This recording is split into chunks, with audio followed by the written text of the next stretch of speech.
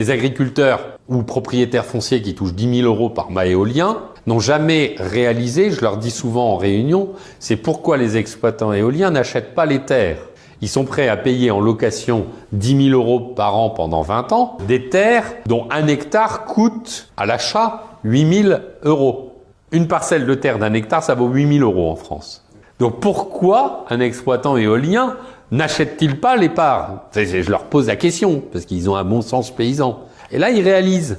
C'est parce qu'en fait, ils veulent donner la patate chaude, ils veulent surtout avoir aucun contact. Parce que l'exploitant éolien, il n'est jamais propriétaire de l'éolienne. Il est juste propriétaire du droit d'exploiter que lui a conféré la préfecture. L'éolienne, elle appartient au propriétaire de la parcelle, en vertu du droit français.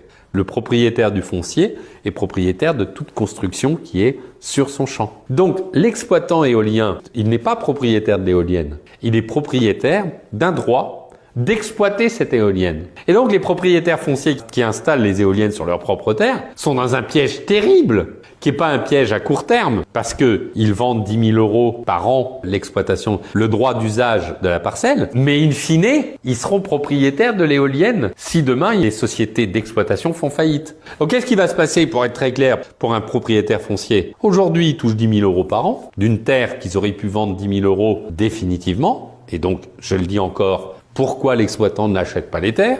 Il touche donc 200 000 €. Quand l'exploitant éolien fera faillite, parce qu'il y a un moment ou un autre, l'État arrêtera de subventionner les éoliennes, comme le moratoire voulu par Bruno Retailleau, eh bien, la société fera faillite et il n'y aura plus d'interlocuteur. Donc l'État se retournera vers le propriétaire du terrain pour démanteler. Et là, le propriétaire, il bénéficiera des 50 000 € de dépôts qui ont été consignés auprès de la Caisse des dépôts et consignatons par l'exploitant éolien.